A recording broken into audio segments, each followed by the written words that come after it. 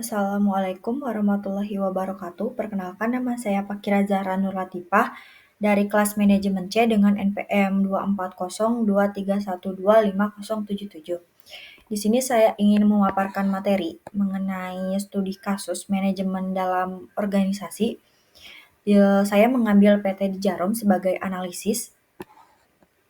Ini adalah tugas pengantar bisnis oleh dosen Ibu Gita Garlina. Sebelum ke materi, saya ingin memaparkan materi apa saja yang akan dibahas.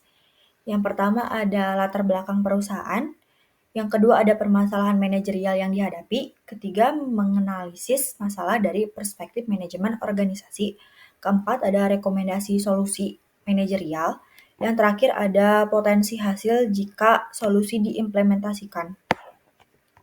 Pemaparan materi yang pertama tentang latar belakang perusahaannya terlebih dahulu, yaitu PT Jarum.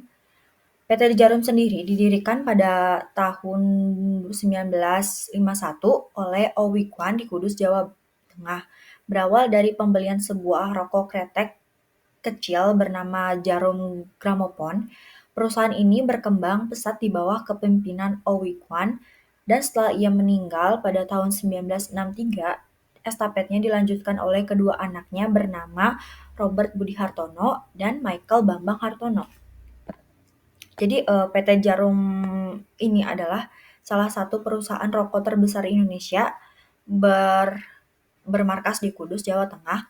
Perusahaan ini memiliki sejarah panjang sejak sebelum kemerdekaan Indonesia dan telah tumbuh menjadi konglomerat dengan diversifikasi bisnis meski akar utamanya itu di industri tembakau.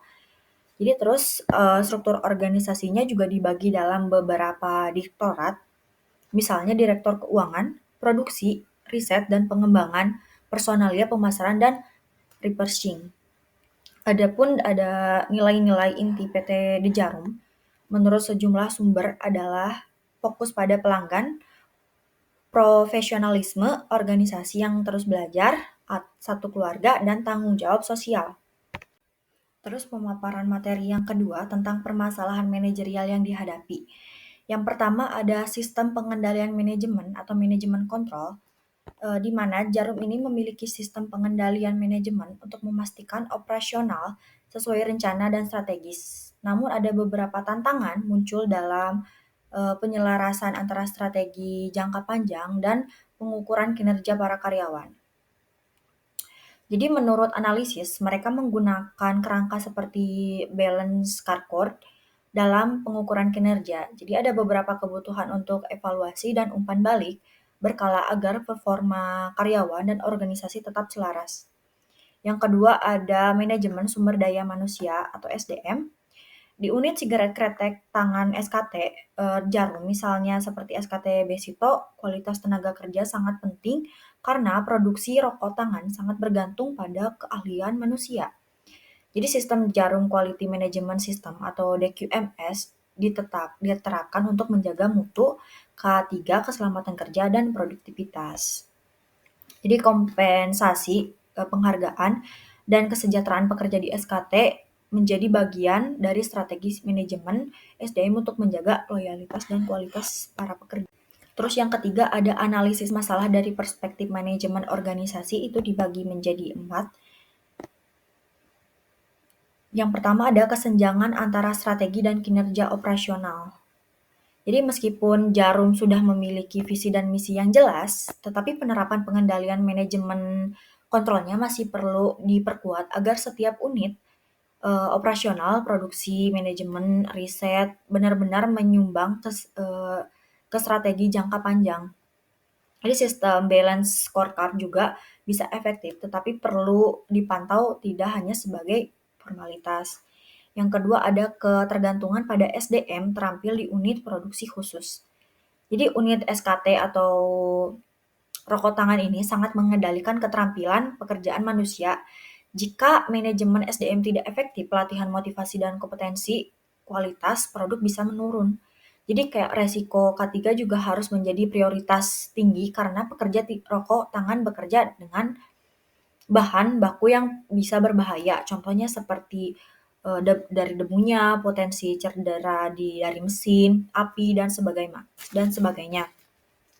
Yang ketiga yaitu ada kualitas profit dan tanggung jawab sosial. Jarum harus terus menghadapi dilema menghadapi perusahaan rokok profit oriented, tetapi juga sangat terlihat di ranah sosial melalui Jarum Foundation.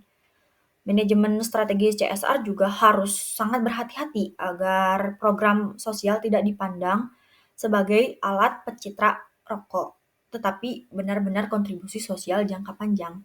Terus yang terakhir ada kompleksitas struktur organisasi dan koordinasi.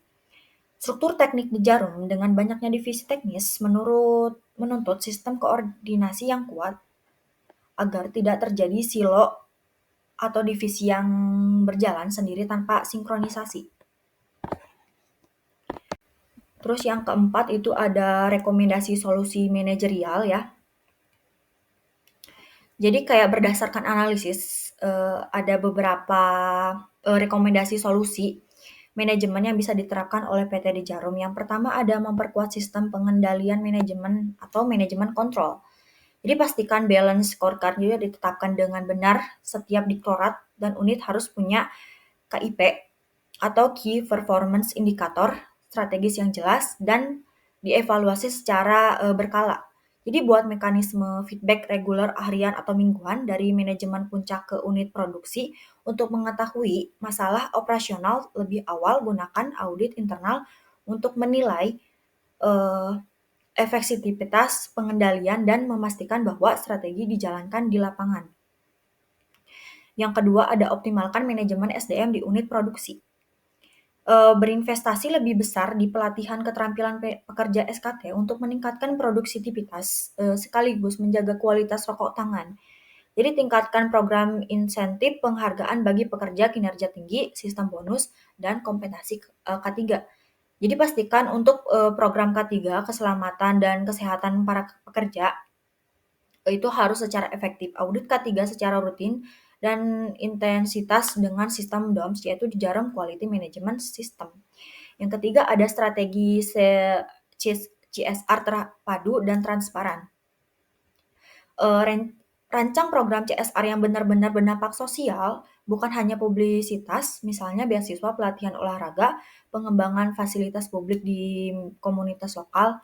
Jadi publikasikan laporan CSR ini secara rutin, sertakan metrik dampak sosial, jumlah peserta program, hasilnya investasi CSR agar stakeholder bisa melihat kontribusi jangka panjang.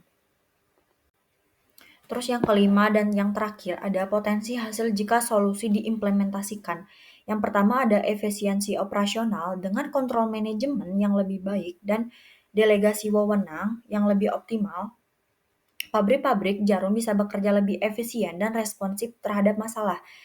Terus yang kedua ada kualitas produk lebih tinggi. Jadi investasi SDM dan pelatihan K3 agak akan meningkatkan kualitas produksi terus terhadap SKT serta menurunkan kecelakaan kerja. Yang ketiga ada reputasi sosial lebih baik. Program CSR yang transparan dan berdampak nyata memperkuat citra di Jarum sebagai perusahaan yang peduli sosial bukan hanya tentang profit. Terus ada budaya organisasi yang kuat. Nilai organisasi yang terus belajar dan satu keluarga bisa lebih diinternalisasi jika ada mekanisme umpan balik karyawan dan sistem penghargaan.